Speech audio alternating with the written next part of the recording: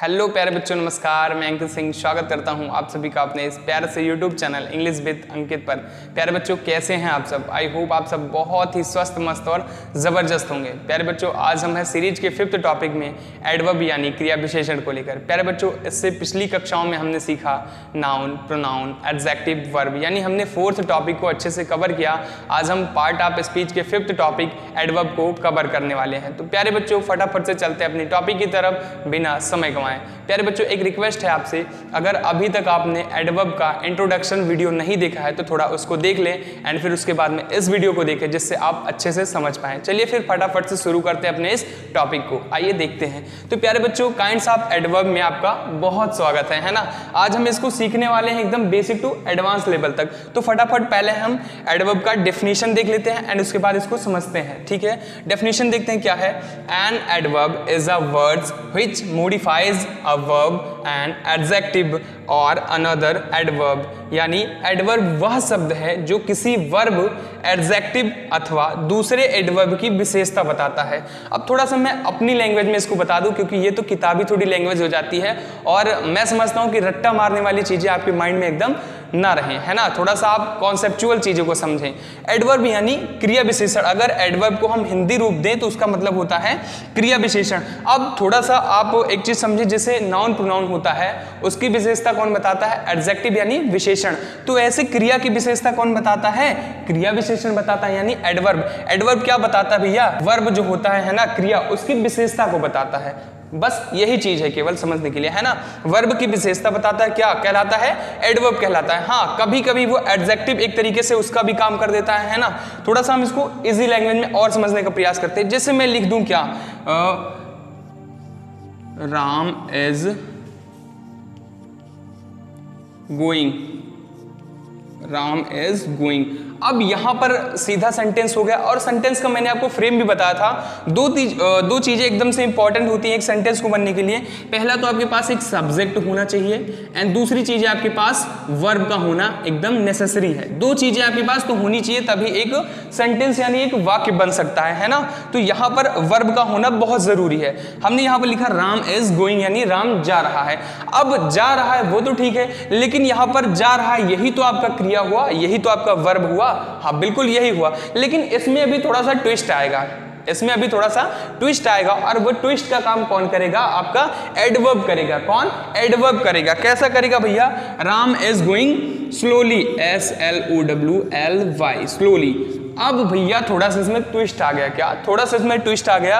Ram is going slowly, Ram धीरे धीरे जा रहा है ना, धीरे धीरे जा रहा है। स्लोली स्लोली अगर कह दें, Ram is going slowly slowly, Ram धीरे धीरे जा रहा है। तो थोड़ा सा इसमें एक चीज अगर एडवर्ब का मैं देखूं तो ये स्पष्ट भी करता है कि क्रिया कैसा काम कर रहा है, कैसी कर रही है ना। थोड़ा इसको भी वो बताता है। जैसे एडजेक्टिव होता है वो नाउन या प्रोनाउन की विशेषता बताता है, ऐसे एडवर्ब होता है वो वर्ब की विशेषता को बताता है। आई होप आप इसको बहुत अच्छे से समझ रहे होंगे, है ना। अब थोड़ा हम समझते हैं कितने प्रकार के होते हैं। There are 3 types of adverb. There are 3 types of adverb, यानी एडवर्ब के 3 प्रकार होते हैं। एडवर्ब 3 प्रकार के होते हैं। कौन कौन से होते हैं? सिंपल एडवर्ब यानी सरल क्रिया विशेषण, और दूसरा होता है रिलेटिव एडवर्ब यानी संबंधवाचक क्रिया विशेषण, और तीसरा होता है इंटेरोगेटिव एडवर्ब यानी प्रश्नवाचक क्रिया विशेषण। इसमें 3 प्रकार के होते हैं। मैंने तीनों के नाम पहले आपको दे दिए हैं, ठीक है। तो आज हम बेसिकली इसको पढ़ने वाले हैं सिंपल एडवर्ब को, क्योंकि इसमें थोड़ा से पार्ट ज्यादा है। तो इस वीडियो में एक ही हम कवर कर पाएंगे और सेकेंड पार्ट में हम इन दोनों को संभवतः पॉसिबल है कि कवर कर लेंगे, है ना। बाकी आज के इस पार्ट में यानी पार्ट फर्स्ट में हम केवल सिंपल एडवर्ब यानी सरल क्रिया विशेषण को पढ़ने वाले हैं। तो प्यारे बच्चों, फटाफट से हम देखते हैं एडवर्ब के पहले टाइप्स, सिंपल एडवर्ब यानी सरल क्रिया विशेषण को। इसमें क्या है, इसकी डेफिनेशन क्या है? सिंपल एडवर्ब के द्वारा टाइम यानी समय, प्लेस यानी स्थान, नंबर यानी संख्या, मैनर यानी रीति या विधि, डिग्री और क्वांटिटी यानी परिमाण या मात्रा, अफर्मेटिव यानी स्वीकृति तथा नेगेटिव यानी निषेध को दर्शाया जाता है। अगर किसी भी वाक्य में अगर ऐसी चीजें एडवर्ब से आती हैं तो वो सिंपल एडवर्ब्स होते हैं। कैसी? अगर उसमें समय यानी टाइम, प्लेस यानी स्थान, नंबर यानी संख्या, मैनर यानी रीति या विधि, डिग्री और क्वांटिटी यानी परिमाण या मात्रा, अफर्मेटिव यानी स्वीकृति तथा नेगेटिव यानी निषेध को दर्शाया जाता है तो वो क्या होता है? सिंपल एडवर्ब होता है। क्या? सिंपल एडवर्ब होता है। थोड़ा सा इसका हम पार्ट भी देखते हैं, इसके अंदर जो चीजें हैं उनको भी हम देखते हैं। सिंपल एडवर्ब ऑफ टाइम, अब जैसे यहाँ पर टाइम की बातें की गई हैं तो सबसे पहले हम इसी को समझते हैं, इसके यूजेस कैसे होते हैं सबसे पहले हम इसी को देखते हैं। सिंपल एडवर्ब ऑफ टाइम, तो इसमें क्या होता है? इस क्रिया विशेषण से समय प्रकट होता है। जैसे साफ साफ इसमें स्पष्ट हो रहा है टाइम यानी समय, तो कहीं ना कहीं इसमें समय की बात ही की जाएगी, है ना? ये तो समझ में आ ही रहा होगा आपको। तो सबसे पहले सिंपल एडवर्ब ऑफ टाइम, इस क्रिया विशेषण से समय का पता चलता है, इस क्रिया विशेषण से समय का पता चलता है। थोड़ा सा हम एग्जांपल देखते हैं कैसे। सी will come soon, C will come सून, वह जल्द ही आएगी, वह जल्द ही आएगी। अब ऐसे में बोल सकता हूं वह आएगी, वह आएगी, तो कब आएगी भैया? जल्द ही आएगी। कब आएगी? जल्द ही आएगी, यानी कि समय का पता चलता है। किसका? समय का पता चलता है। और जहां पे समय का पता चलता है वो क्या होता है? Simple adverb of time. I hope 50% आपको या 80% आपको अच्छे से समझ में आया होगा, है ना? जो 20% शेष है वो इस दूसरे एग्जांपल में हम क्लियर करते हैं। कैसे? He plays cricket daily, he plays cricket daily, वह रोजाना क्रिकेट खेलता है। वह क्रिकेट खेलता है कब? रोजाना, वह क्रिकेट खेलता है रोजाना। तो यहां पर एक तरीके से समय की बात की गई है। तो अगर ऐसे कोई समय वाली चीजें बीच में आए सेंटेंस में समय से रिलेटेड, तो वहां पर क्या होता है? और वो फिर वर्ब की विशेषता बताएं समय से लेकर के, तो वहां पर क्या होता है? सिंपल एडवर्ब ऑफ टाइम होता है। क्या? Simple adverb of time. अब यहां पर ये एक वर्ब है ना? वर्ब है, आएगी, आएगी वर्ब है ना? वह आएगी, लेकिन कब आएगी? जल्द ही आएगी। कब? जल्द ही आएगी। तो ये क्या कहलाएगा? Simple adverb of time. क्या? सिंपल एडवर्ब ऑफ टाइम, यानी इस क्रिया विशेषण से केवल हमें समय का पता चलता है, और जिस क्रिया विशेषण से हमें समय का पता चलता है वो क्या कहलाता है? Simple adverb of time. तो प्यारे बच्चों अब हम समझते हैं सिंपल एडवर्ब की दूसरे पॉइंट को। दूसरा पॉइंट इसका क्या है? Simple adverb of place. Simple adverb of place, place का मतलब तो आप अच्छे से समझते होंगे क्या होता है? स्थान होता है। क्या? स्थान। थोड़ी सी इसकी डेफिनेशन समझते हैं क्या है। इस क्रिया विशेषण से स्थान का बोध होता है, इस क्रिया विशेषण से स्थान का बोध होता है ना? थोड़ा सा एग्जांपल समझते हैं और अच्छे से समझते हैं। He will go there, he will go there, वह वहां जाएगा। ही विल गो देयर, वो वहां जाएगा। तो यहां पर एक चीज आप थोड़ा सा समझ रहे होंगे कि यहां पर स्थान के बारे में सेंटेंस बता रहा है। कैसे? वह वहां जाएगा। हम इसको ऐसे भी बोल सकते थे, ही विल गो, ही विल गो। तो ये थोड़ा नहीं पता हो रहा था कहां पर जाएगा, है ना? लेकिन अगर यहीं पर वहां लग जाता है यानी देयर लग जाता है तो बातें थोड़ी सी अस्पष्ट हो जाती है। यानी एडवर्ब को हम ऐसे भी समझते हैं कि जो कार्य हो रहा है उसकी अस्पष्टता को दर्शाता है। थोड़ा ये भी समझे आप, एडवर्ब का बेसिकली वर्क तो होता ही है वर्ब की विशेषताओं को बताना, लेकिन अस्पष्टता को दर्शाना, है ना? अस्पष्टता को दर्शाना कि एक्चुअल में हो क्या रहा है ना? तो वही चीज ही विल गो देयर, वो वहां जाएगा। तो यहां पर स्थान की बात आ जाती है। और ऐसे अगर किसी सेंटेंस में आपको मिले स्थान के बारे में तो आप समझ जाइएगा सिंपल एडवर्ब ऑफ प्लेस की बातें कर रहा है। किसकी? सिंपल एडवर्ब ऑफ प्लेस की बातें कर रहा है। ऐसे दूसरा एग्जांपल हम समझते हैं, he slept here, he slept here, वह यहीं सोया था, वह यहीं सोया था। ही स्लेप्ट, ही स्लेप्ट, वह सोया था, लेकिन कहां पे? यहीं। ही स्लेप्ट हियर, वह यहीं सोया था। तो यानी यहां पर भी एक स्थान की बातें हो रही हैं, यहां पर भी एक स्थान की बातें हो रही हैं। जो वर्ब है उसमें यहां पर स्थान को बताया जाता है। ही स्लेप्ट हियर, वह यहीं सोया था। ऐसे इसका तीसरा पॉइंट हम समझते हैं क्या है, और दूसरा तो क्लियर हो गया होगा आपका, है ना? ऐसे तीसरा पॉइंट इसका समझते हैं simple adverb of number. Simple adverb of number, number का मतलब आपको पता होगा, नंबर का मतलब होता है संख्या। क्या? संख्या, किसी भी चीज को गिनना, है ना? ऐसी चीजें। तो सिंपल एडवर्ब ऑफ नंबर यानी इस क्रिया विशेषण से हमें ज्ञात होता है कि कार्य कितनी बार हुआ है। इस क्रिया विशेषण से हमें ज्ञात होता है कि कार्य कितनी बार हुआ है ना? Simple adverb of number. थोड़ा सा इसका भी हम एग्जांपल समझते हैं। कैसे? See failed twice, see failed twice, वह 2 बार असफल हुई, वह 2 बार असफल हुई। यहां पर असफल हुई ठीक है, लेकिन यहां पर एक नंबर बारे में बताया जा रहा है ना? कितनी बार? 2 बार। कितनी बार? 2 बार, है ना? तो इसको थोड़ा सा समझने की बात ये भी होती है, जैसे ही विल गो देयर, वह जाएगा। तो इसमें अगर हम ऐसे रख देते हैं ना, कहां, तो ये पता चल जाता है, इसका जो एडवर्ब होता है वो पता चल जाता है ना? तो ऐसे इसमें भी होता है सिंपल एडवर्ब ऑफ नंबर में। अब ऐसे भी पूछ सकता है, वह असफल हुई, तो इसमें आपको क्या लगाना है, केवल कितनी। अगर आप कितनी लगाएंगे ना, नंबर में अगर आप कितनी या कितना लगाएंगे तो वहीं पर आपको क्या पता चल जाएगा, एडवर्ब पता चल जाएगा। क्या पता चल जाएगा, एडवर्ब ऑफ नंबर पता चल जाएगा, है ना। सी फेल्ड ट्वाइस, वह 2 बार असफल हुई, वह 2 बार असफल हुई। ऐसे इसका दूसरा एग्जांपल समझते हैं क्या है, he has not seen me once, he has not seen me once, उसने मुझे एक बार भी नहीं देखा, उसने मुझे एक बार भी नहीं देखा। तो यहां पर भी एक नंबर आता है, क्या, उसने मुझे एक बार भी नहीं देखा।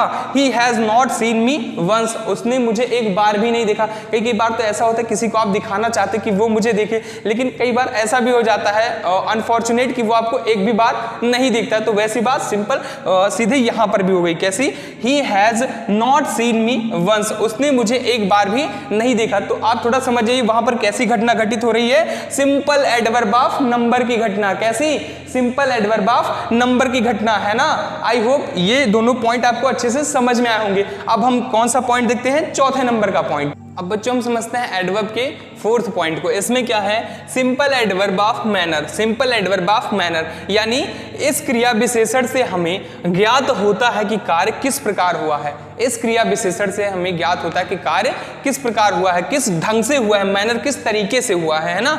थोड़ा सा एग्जांपल हम समझते हैं, अवर आर्मी फॉट ब्रेवली, अवर आर्मी फॉट ब्रेवली, है ना, हमारी सेना बहादुरी से लड़ी। कैसे, हमारी सेना बहादुरी से लड़ी। तो यहाँ पर ये जो शब्द है कैसा, क्या, बहादुरी, है ना, ये ढंग बता रहा है कैसे लड़ी, बहादुरी से लड़ी। हमारी सेना लड़ी कैसे, बहादुरी से लड़ी। यहाँ पर अगर हम कैसे का प्रयोग कर दे, है ना, तो भी हमें आंसर मिल जाएगा, है ना।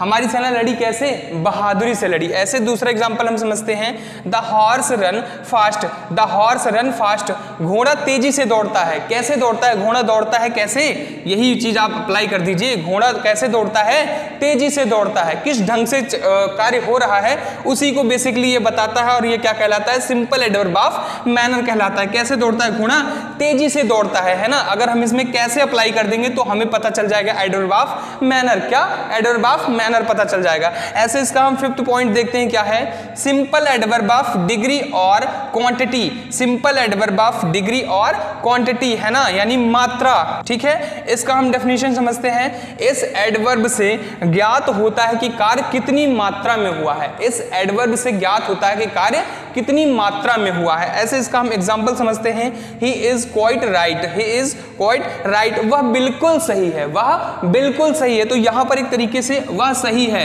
लेकिन कितनी सही है, तो यहां पर अगर हम कितनी का प्रयोग कर देंगे, कितना या कितनी का, तो हमें तुरंत पता चल जाएगा, है ना, कितना या फिर कितनी का पता, तुरंत हमें मात्रा का पता चल जाएगा। वह कितनी सही है, वह बिल्कुल सही है। कैसी, बिल्कुल सही है ना। ऐसे दूसरा एग्जांपल इसका समझते हैं, Renu sings pretty well, Renu sings pretty well, Renu बहुत अच्छा गाती है। कितना अच्छा गाती है, बहुत अच्छा गाती है। यहाँ पर कितना या फिर कितनी का अगर हम प्रयोग करेंगे तो यहाँ पर हमें जो है एडवर्ब वो पता चल जाएगा, है ना, कौन सा एडवर्ब है ना। कितना अच्छा गाती है, बहुत अच्छा गाती है। कितना, बहुत अच्छा गाती है। ऐसे आप भी शायद बहुत अच्छा गाते हैं, बहुत अच्छा पढ़ते हैं, बहुत अच्छा समझते हैं जितना हम पढ़ाते हैं आपको, है ना। तो हमने अब 4th और 5th पॉइंट को अच्छे से कवर किया। अब हम 6th और 7th पॉइंट को समझते हैं। अब बच्चों हम एडवर्ब का 6th पॉइंट देखते हैं। इसका 6th पॉइंट क्या है, simple adverb of affirmative. Simple adverb of affirmative. Affirmative का मतलब तो आपको पता ही होगा, स्वीकारात्मक, है ना, स्वीकारात्मक, है ना। तो इसका थोड़ा सा हम हिंदी समझते हैं डेफिनेशन। इस एडवर्ब में स्वीकारात्मक भाव प्रकट होता है, स्वीकारात्मक भाव प्रकट होता है ना। थोड़ा सा एग्जांपल समझते हैं फिर और अच्छे से समझ में आएगा। क्या example, he is certainly wise, he is certainly wise, वह निश्चित रूप से बुद्धिमान है। यानी मैं ये स्वीकार करता हूँ, स्वीकारात्मक है ना, वह निश्चित रूप से बुद्धिमान है। वह बुद्धिमान है कैसे, निश्चित रूप से, वह बुद्धिमान है कैसे, निश्चित रूप से, है ना, यानी स्वीकार की जाती है बातें, वह निश्चित रूप से बुद्धिमान है ना।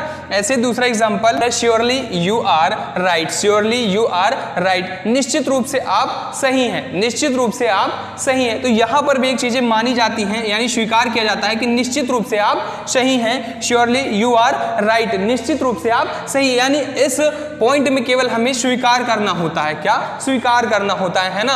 और इसे हम क्या बोलते हैं, simple adverb of affirmative, simple adverb of affirmative. बस इतनी छोटी छोटी सी बातें केवल आपको ध्यान में रखनी होती हैं, है ना, क्योंकि जो जो जितनी ज़्यादा होती है चीज़ें वो उतनी छोटी छोटी होती हैं। बात समझ आई ना? ज़्यादा देखकर आपको घबराना नहीं है, बस छोटा छोटा कॉन्सेप्ट आपको समझ के चलना है और सारा कुछ एकदम से ईजी है ना। आगे देखते हैं 7वां पॉइंट हम क्या है, simple adverb of negative. Simple adverb of negative, negative मतलब होता है नकारात्मक। अब यहाँ पर स्वीकारात्मक है और यहाँ पर नकारात्मक है, तो इसको थोड़ा समझते हैं। इस एडवर्ब में निषेधात्मक भाव प्रकट होता है। इस एडवर्ब में निषेधात्मक भाव प्रकट होता है, कैसे थोड़ा समझते हैं। He never tells a lie, he never tells a lie, वह कभी झूठ नहीं बोलता है, वह कभी झूठ नहीं बोलता है। तो यहाँ पर एक तरीके से नहीं का पता चलता है, किसका, नेगेटिव का पता चलता है, वह कभी झूठ नहीं बोलता है ना।